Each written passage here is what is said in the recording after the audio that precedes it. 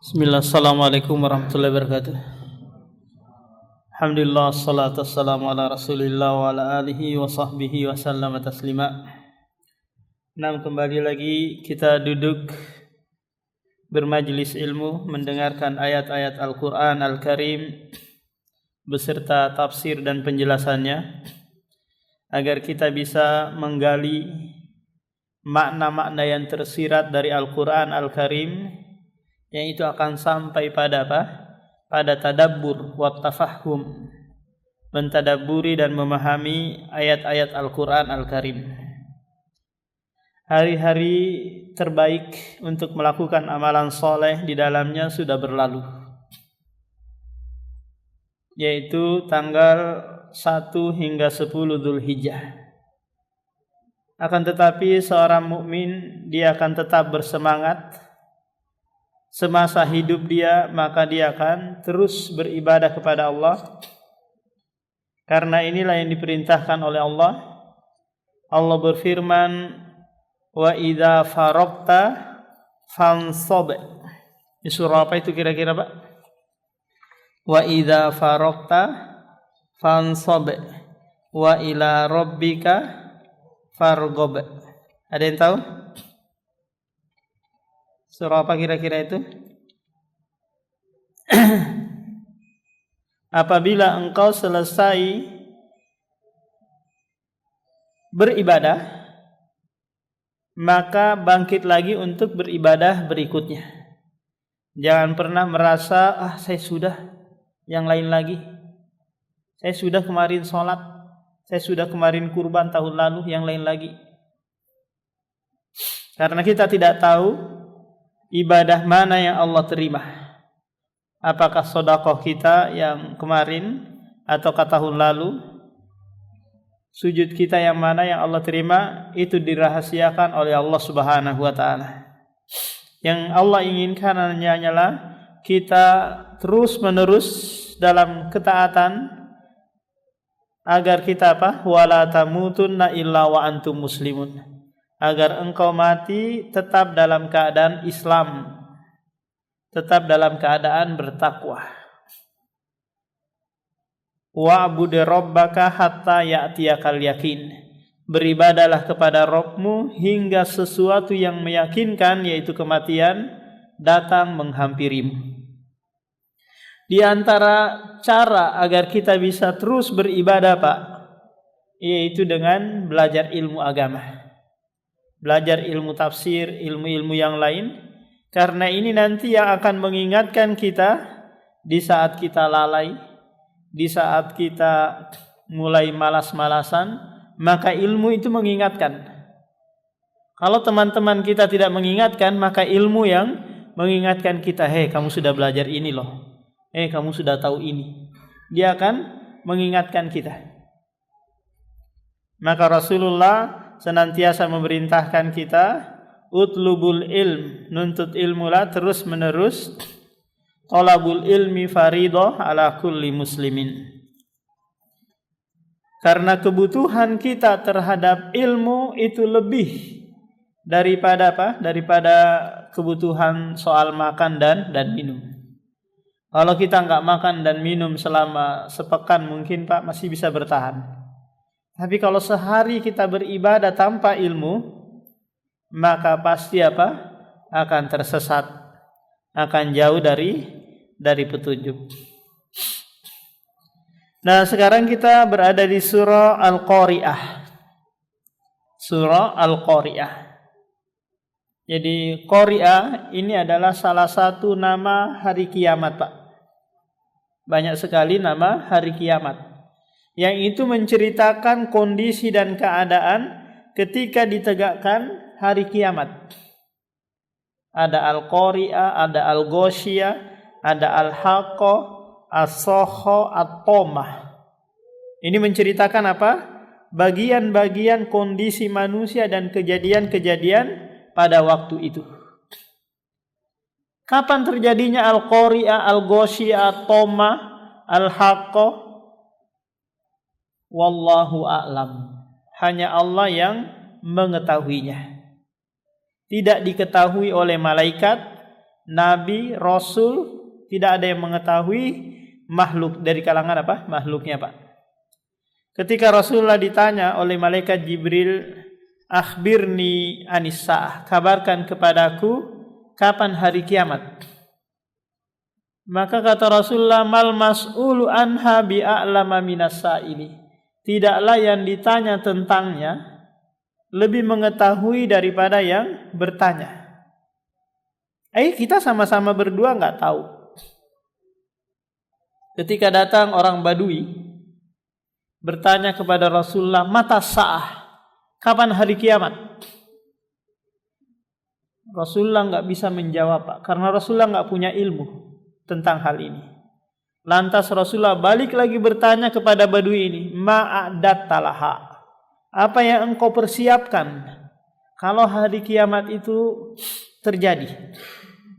Bukanlah suatu hal yang penting engkau mengetahui kapan terjadinya, tapi apa yang kamu persiapkan itu yang lebih penting.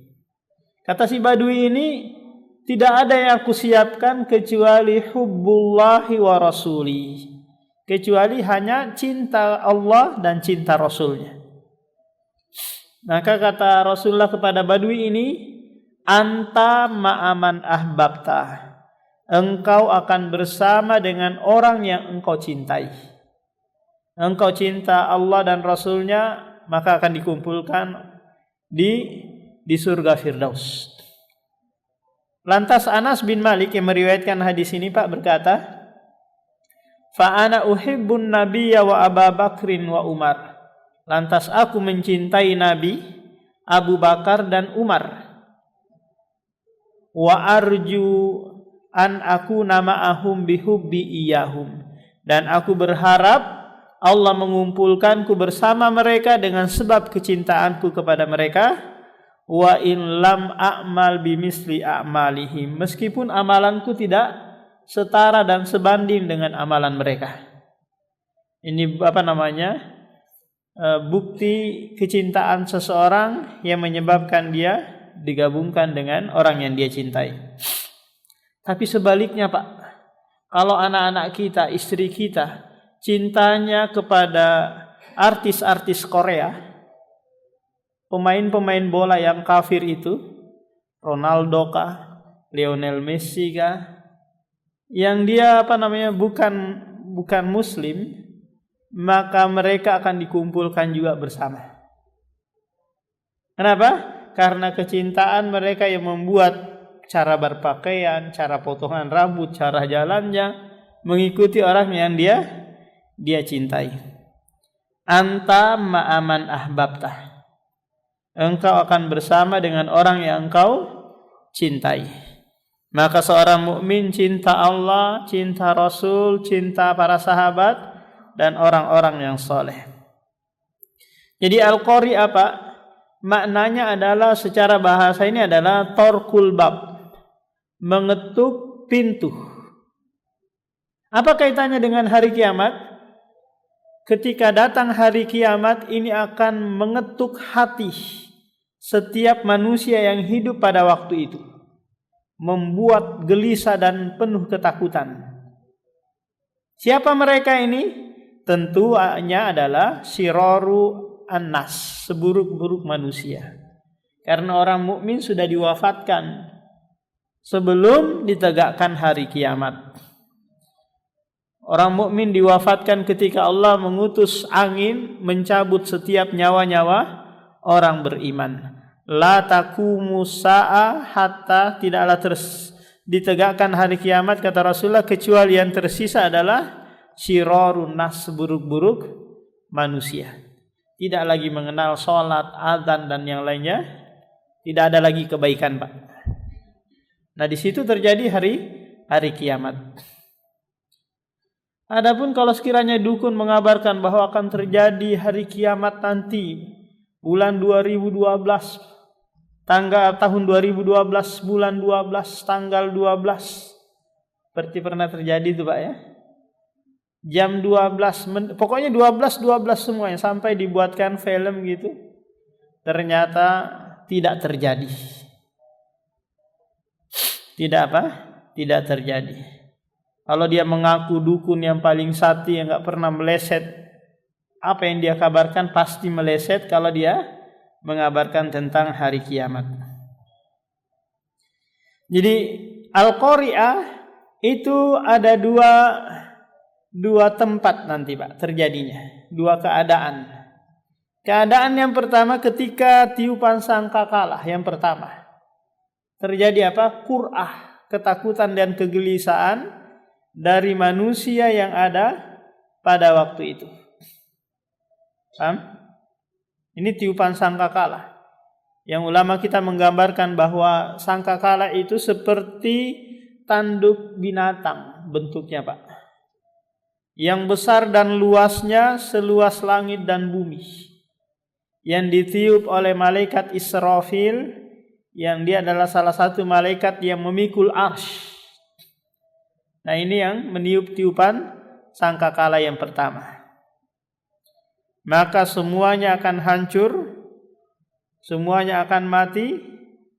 Kemudian tiupan sangkakala lagi, ini adalah Qari'ah yang kedua, yang besar lagi kejadiannya, yaitu membangkitkan seluruh apa yang manusia yang berada di alam barzah.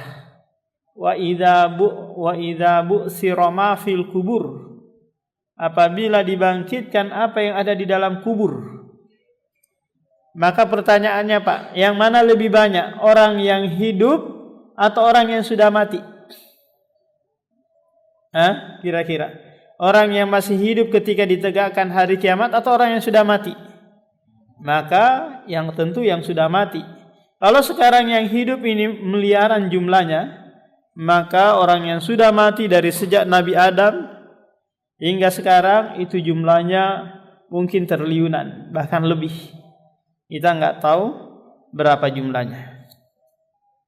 Sehingga mereka akan berkata nanti orang-orang yang dibangkitkan Pak, "Mam ba'asana mim marqadina hadza." Siapa yang membangkitkan kami dari tempat tidur kami ini? Ketika apa? Tiupan sangkakala yang kedua. Itu disebutkan di surah Yasin. Mal qari'ah wa ma adraka mal qari'ah. Ayat pertama hingga ayat ketiga Allah mengulang-ulang ini Pak tentang al-qari'ah. Menunjukkan bahwa ini adalah perkara yang sangat penting. Sehingga Allah mengulang-ulangnya. Karena kebiasaan Allah dan Rasulnya Pak, tak kala ingin menyampaikan suatu hal yang penting, itu diulangi sampai 3 kali. Kemudian setelah itu Allah Subhanahu wa taala menafsirkan sendiri makna al-qari'ah. Yauma yakunun nasu kal farashil mabthus.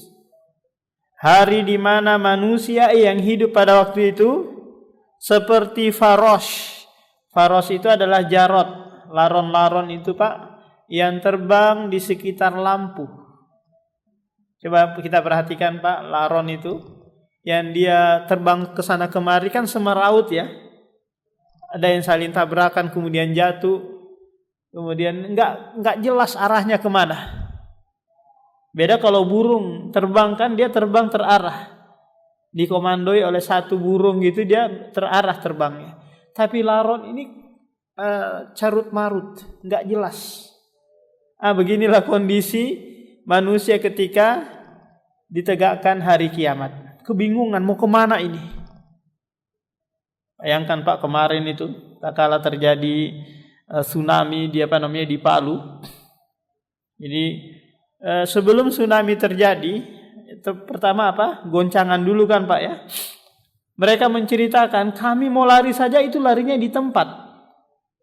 Saking apa? Saking dahsyatnya goncangan itu larinya apa? Larinya di tempat. Dia berusaha lari tapi tetap di tempat. Ini baru apa? Baru goncangan yang menggunakan skala dan hanya beberapa detik saja. Bagaimana kalau goncangannya itu terus menerus dan itu merata, tidak satu titik? Maka pastilah akan membuat manusia panik dengan kepanikan yang sangat-sangat dahsyat. Jadi kondisi manusia Allah gambarkan pada waktu itu seperti apa? Laron yang berterbangan tidak jelas arahnya. Jadi kita bisa gambarkan Pak, manusia berarti apa namanya? Terbang.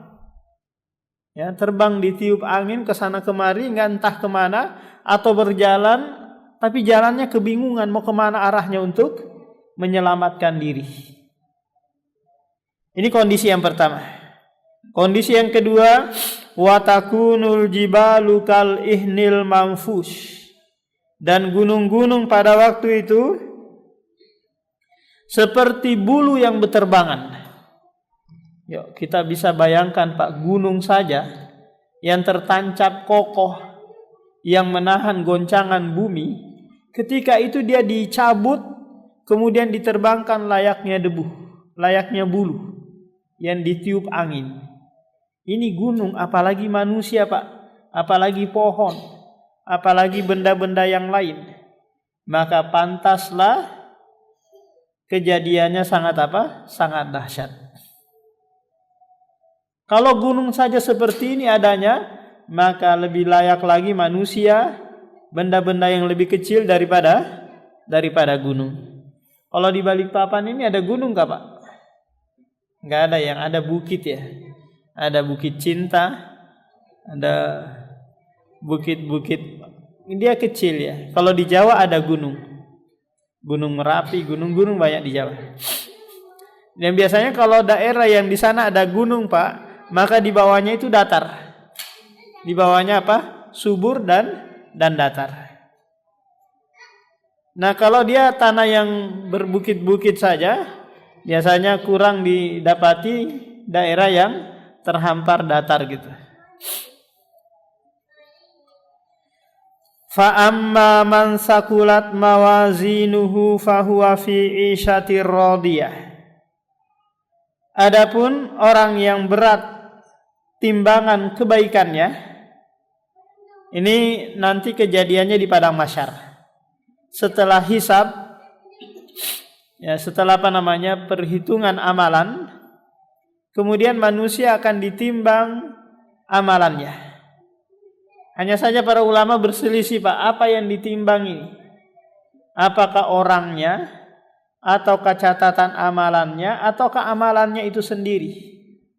Sementara amalan kan sesuatu yang abstrak ya Pak, bukan sesuatu yang konkret amalan itu kan. Karena kita tahu bahwa di dunia ini yang ditimbang itu sesuatu yang abstrak. Nah ini yang dijadikan dasar oleh orang Mu'tazilah bahwa tidak ada mizan di akhirat itu.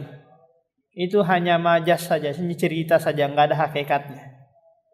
Karena dia menggunakan akalnya. Mungkin saja Allah jadikan sesuatu yang abstrak menjadi konkret. Paham? Coba bayangkan Pak, maut, kematian itu sesuatu yang abstrak atau konkret Pak, kematian itu? Abstrak kan? Tapi Allah jadikan konkret ketika akan mau disembelih yang namanya kematian itu. Disembelih antara surga dan neraka, diwujudkan seperti seekor kambing, lantas disembelih. Sehingga berbahagialah penduduk surga, sengsaralah penduduk neraka. Karena tidak ada kematian. La yamutu fiha wa la yahya. Paham Pak? Mudah bagi Allah menjadikan sesuatu yang abstrak menjadi apa? Menjadi konkret. Kenapa para ulama berselisih tentang hal ini Pak, tentang hal yang ditimbang? Dikarenakan memang datang riwayat-riwayat yang banyak. Seperti hadis bitokoh. Ada seseorang Pak yang dia tidak punya amalan yang lain kecuali ucapan la ilaha illallah yang tertulis di sebuah kartu yang pernah dia ucapkan. Dia bingung ini, nggak punya amalan, tapi pernah mengucapkan la ilaha illallah. Lantas la ilaha illallah bitoko itu, kartu itu ditimbang, ternyata ini lebih berat daripada 7 lapis bumi dan 7 lapis langit. Jadi karena timbangan itu ada 2 neraca Pak. Neraca satunya ini 7 lapis langit dan 7 lapis bumi. Neraca satunya adalah kalimat la ilaha illallah tadi. ternyata lebih berat. Berarti kayak gini kan Pak ya? Paham? Yang ringan ini akan terangkat, yang berat ini akan ke bawah. Ini yang pertama. Yang kedua, tatkala Abdullah bin Mas'ud mencari kayu siwak, lantas sarungnya tersingkap karena tiupan angin. Kemudian para sahabat yang lain menertawakan hal ini karena melihat betis Abdullah bin Mas'ud kecil. Lantas kata Rasulullah, jangan kalian tertawakan. Sesungguhnya kedua betis Ibnu Mas'ud itu nanti lebih berat daripada gunung Uhud. Kelak di akhirat. Ini menunjukkan bahwa yang ditimbang apa Pak? Orangnya. Yang ketiga yang ditimbang adalah amalan. Amalan seseorang. Berat dan ringannya itu semua tergantung amalan Pak. Karena pernah Rasulullah menyampaikan bahwa nanti ada orang di hari kiamat datang dengan fisik yang gendut gitu ya. Akan tetapi timbangan amalan kebaikannya tidak lebih berat daripada seekor sayap nyamuk. Dia fisiknya gede tapi amalannya kecil.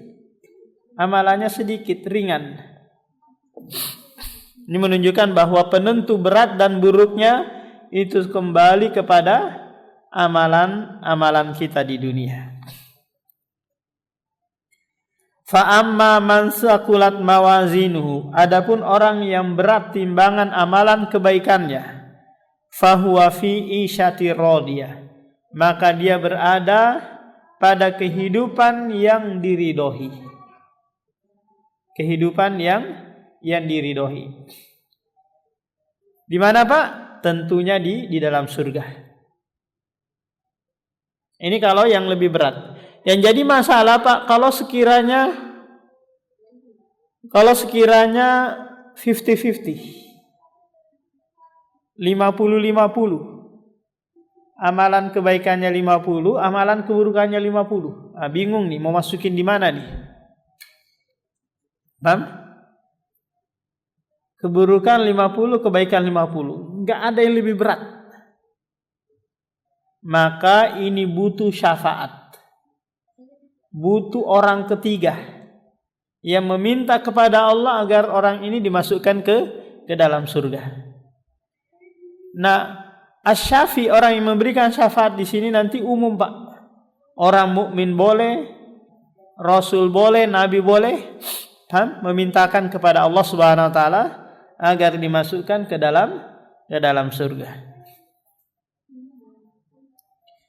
Wa amma man khaffat mawazinuhu, adapun orang yang ringan timbangan kebaikannya, berarti timbangan keburukannya yang berat, maka tempat kembalinya adalah neraka jahanam. Tempat kembalinya adalah neraka jahanam. Hanya saja para ulama berselisih Pak tentang apa? Tentang timbangan ini. Apakah timbangan itu banyak ataukah timbangan itu hanya satu? Karena memang datang ayat yang menyebutkan jamak, ada yang menyebutkan tentang apa? Timbangan itu satu. Al-waznu yauma idzinil haq. Timbangan pada waktu itu benar adanya. Tapi disebutkan di sini satu. Paham? Al-waznu, satu timbangan. Disebutkan di ayat yang lain dan di hadis yang lain itu apa? Bentuknya jamak. Ada yang mencoba mengkompromikan bahwa setiap umat itu timbangannya beda-beda. Oh, kalau umat Nabi Muhammad timbangannya ini, kalau umat yang lain timbangannya ini. Yang jelasnya Pak, timbangan itu akan ditegakkan. Agar apa? Agar manusia itu tidak dizalimi. Sekecil apapun amalan yang dia lakukan akan Allah datangkan. Akan Allah timbang. Apakah itu keburukan ataukah kebaikan. Fala yadlimu rabbuka ahada. Rabbmu tidak menzalimi sedikit pun. Fa ummuhu hawiyah. Jadi Allah Subhanahu wa taala menyebutkan di sini orang yang ringan timbangan timbangan kebaikannya, maka ummuhu. Kok ummu disebutkan di sini? Kita tahu Pak bahwa ummu itu maknanya adalah ibu kan? Ummu Abdillah, ummu Ibrahim, berarti maknanya apa? Ibu. Kalau ummi artinya ibuku. Kenapa disebutkan kata ummu di sini? Para ulama menyebutkan dengan berbagai penafsiran. Di antaranya adalah makna ummu di sini adalah tempat kembali. Coba lihat Pak, ibu itu tempat kembali bagi siapa? Bagi anak kan? Yang sedang rewel mungkin, yang sedang mengeluh, yang sedang apa gitu, dia kembalinya ke ibu. Jarang sekali dia kembalinya ke bapak. Jarang sekali anak itu nyarinya bapak kalau ada masalah, tapi nyarinya apa? Carinya ibu. Ini makna yang pertama. Makna yang kedua, ummu ini maksudnya adalah dia kembali dengan apa? Dengan kepala duluan, atau masuk ke dalam neraka dengan kepala duluan. Dicemplungin gitu tapi kepalanya masuk duluan. Sebagaimana ibu tak kala melahirkan Pak, itu apa? Yang keluar dari perutnya, dari rahimnya itu apa? Kepala janin atau kepala bayi yang duluan. Kalau kaki yang keluar duluan Pak, kan setengah mati ya. Paham? Pasti apa? Pasti akan melalui sesar gitu. Tapi kalau kepala duluan, ini akan mudah dia untuk masuk atau keluar dari rahim. Wa ma adraka ma hiya narun hamiyah. Tahukah kamu apa itu hawiyah? Maka Allah menyebutkan bahwa hawiyah itu adalah narun, api yang menyala-nyala, yang sudah dipanaskan dengan sepanas-panasnya. Sudah ribuan tahun atau puluhan ribuan tahun yang lalu sudah dipanaskan. Yang mana bahan bakarnya dari apa? Dari batu dan dari manusia. Dipersiapkan bagi mereka yang bermaksiat kepada Allah Subhanahu wa taala.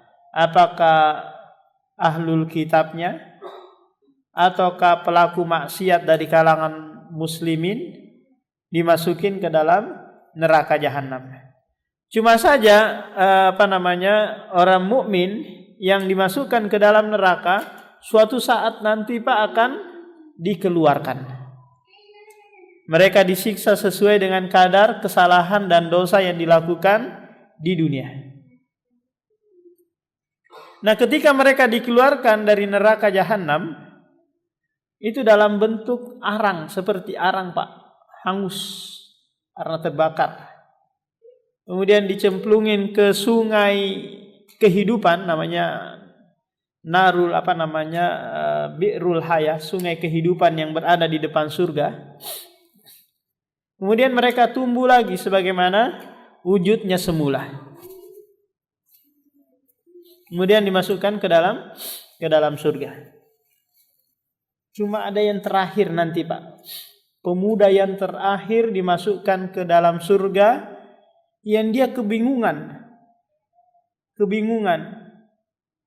Tak kala Allah mengeluarkan dia dari neraka jahanam, dia bingung mau dimasukkan kemana. Ini pemuda yang terakhir, orang yang terakhir masuk surga. Akhirnya dia menoleh ke neraka. Lantas berkata, ya Allah, palingkan wajahku dari neraka jahanam. Jangan engkau masukkan lagi aku ke dalamnya. Aku tidak minta lagi selain ini. Akhirnya Allah kabulkan doanya. Kemudian dia menghadapkan lagi wajahnya ke surga. Terus dia minta lagi, Allah dekatkan kakiku ke pintu surga. Cukup itu saja saya nggak minta lagi. Dia membuat perjanjian kepada Allah, kalau Allah sudah mengabulkan ini, ya Allah sudah, saya nggak minta lagi. Ternyata Allah kabulkan, dekatkan lagi Pak badannya dan kakinya menuju pintu surga. Setelah itu dia lihat lagi orang-orang merasakan kenikmatan di dalamnya. Dia melihat lagi keindahannya, kenikmatan yang dirasakan oleh penghuni surga. Dia minta lagi, ya Allah, masukkan aku ke dalam surga. Kata Allah, bukankah kita sudah membuat perjanjian? Engkau tidak minta lagi selain yang tadi-tadi itu. Paham? Akhirnya Allah pun memasukkannya dia, meskipun dia istilahnya apa Pak, mengingkari janjinya, tidak meminta yang lain lagi selain itu, yaitu didekatkan ke pintu surga. Kemudian Allah tambah lagi kenikmatan untuknya. Ini menunjukkan bahwa apa? Orang-orang mukmin yang mereka memiliki keimanan meskipun seberat biji atom gitu ya, maka semuanya akan dikeluarkan dari neraka jahanam. Yang jadi masalah adalah orang kafir dari kalangan ahlul kitab, Yahudi dan Nasara, orang musyrik Majusi. Maka kita harus yakin dengan seyakin-yakinnya Pak, kalau mereka mati di seperti itu adanya, maka kekal di dalam neraka jahanam. Tidak ada keraguan. Innal ladzina kafaru min ahlil kitabi wal musyrikina fi nari jahannama khalidina fiha. Coba lihat, Allah mengatakan khalidina fiha. Yang aneh di YouTube itu Pak, ada saja apa namanya pendakwah, enggak tahu dari mana gitu. Dia bilang semuanya masuk surga. Mau Majusinya, Yahudinya, Kristennya, semuanya masuk surga. Enak betul kaum muslimin aja yang mau masuk surga. Ini apa? Ini dai yang menyeleneh. Rasulullah pernah menyebutkan, tidaklah orang Yahudi dan Nasara yang hidup, kemudian dia mendengar seruan yang aku serukan, kemudian tidak mengikutinya, kecuali tempat kembalinya adalah neraka jahanam. Al-Quran dan hadis menjelaskan hal ini Pak, sehingga kita tidak boleh ragu-ragu meyakini dan mengatakan ini. Untuk menepis istilah apa namanya, wahdatul adyan atau lintas agama. Pernah dengar Pak lintas agama? Atau wahdatul adyan, menyatukan semua agama itu sama saja. Jalannya saja yang berbeda, tujuannya sama dan akan pasti masuk ke dalam surga. Ini keyakinan yang menyelisihi Al-Quran dan hadis. Ada yang bertanyakan dulu Pak sebelum kita pindah ke surah Al-Kautsar? Silakan.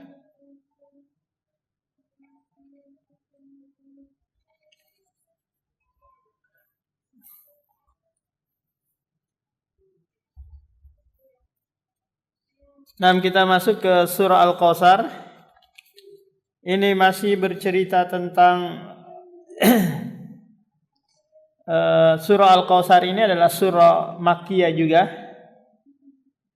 yang menceritakan tentang keadaan orang-orang musyrik yang dia berbangga dengan kemewahan, kekayaan, kekuasaan yang mereka miliki, yang itu membantai, menindas kaum muslimin yang lemah yang berada di kota Mekah. Keluarga Yasir, ada Sumayyah istrinya, ada Yasir suaminya, ada Ammar yang dibantai oleh Abu Jahal dan konco-konconya. Kenapa Pak? Karena tidak mau keluarga Yasir ini masuk ke dalam Islam atau menerima dakwah Rasulullah. Mereka berbangga dengan apa? Dengan kekayaan yang mereka miliki. Makanya Allah berfirman di surah At-Takasur ini, Alhaakumut takasur hatta zurtumul maqabir. At-Takasur, bermegah-megahan, telah melalaikan kamu hingga kematian datang. Sebenarnya ayat ini merupakan tahdzir peringatan bagi mereka yang terlalaikan oleh kemegahan dunia, terlalaikan oleh harta benda. Ingat Pak, bahwa di dalam agama kita memiliki harta yang banyak atau menjadi orang kaya itu tidaklah tercelah. Allah tidak pernah mencela benda-benda, harta benda yang kita miliki. Yang Allah cela itu kalau kita terlalaikan dengan harta benda, jabatan, kekuasaan yang kita miliki. Ini yang dicela oleh Allah. Kenapa demikian? Karena Allah sebutkan di surah Al-A'la itu, wal akhiratu khairu wa abqa. Negeri akhirat itu lebih kekal dan lebih baik. Dari sisi apa ini kira-kira Pak? Negeri akhirat itu lebih baik dan lebih kekal. Coba kita perhatikan Pak. Segala kenikmatan yang ada di dunia ini Pak, itu semua diperoleh dengan susah payah. Zikri main di luar, zikri. Zikri. Muslim main di luar nah. Di luar, ribut. Semua kenikmatan yang ada di dunia ini Pak, itu diperoleh dengan apa? Dengan susah payah. Coba bayangkan, kita berkunjung saja ke rumah orang untuk makan gitu ya, karena diundang. Mau ngambilin nasi aja, itu kan nggak datang tiba-tiba gitu nasinya kan Pak ya. Kita butuh gerak untuk menyendoknya, kemudian ngambil, menyuapin, kita masukkan ke dalam mulut. Butuh apa? Butuh usaha. Si tuan rumah untuk menghadirkan makanan sebagai jamuan bagi tamu-tamu itu Pak, butuh usaha, beli ke pasar, cari petani, kemudian masak dan lainnya. Semuanya butuh apa? Butuh usaha. Beda halnya dengan apa? Dengan kenikmatan akhirat. Bisa didatangkan tanpa usaha. Terbetik saya dalam hati kita, sudah muncul. Terus ada lagi yang layani, yang mendatangkan kepada kita. Enggak perlu kita apa? Susah-susah bergerak. Enggak perlu lagi kita bercocok tanam. Karena nanti Pak ada apa namanya? Di dalam penghuni, di antara penghuni surga nanti minta lahan kepada Allah untuk dia bercocok tanam. Karena dia kebiasaannya apa? Di dunia dia bercocok tanam. Minta, ya Allah, mana siapkan lahan, saya mau bercocok tanam. Enggak ada lagi. Semua kenikmatan diperoleh tanpa susah payah. Di dunia, kenikmatan di dunia Pak, itu kalau enggak dimanfaatkan secepat mungkin, itu akan apa? Akan basi, busuk, rusak. Paham? Daging yang kita kemarin sembelih itu, sapi atau kambing yang kita sembelih, kalau enggak dimasukkan ke dalam kulkas, dia akan busuk kan? Kalaupun sudah dimasak, kalau enggak cepat-cepat dimakan, itu akan basi. Beda dengan makanan-makanan yang ada di dalam surga nanti, semuanya awet.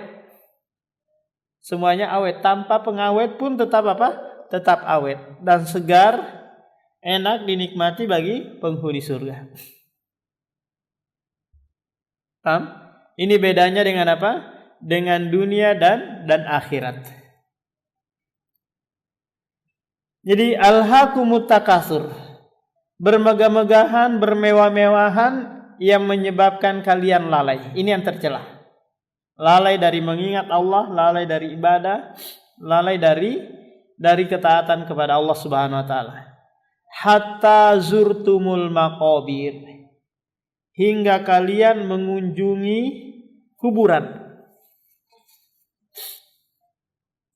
Di sini Allah datangkan dengan bentuk fi'il madhi, menunjukkan kata kerja yang telah lampau.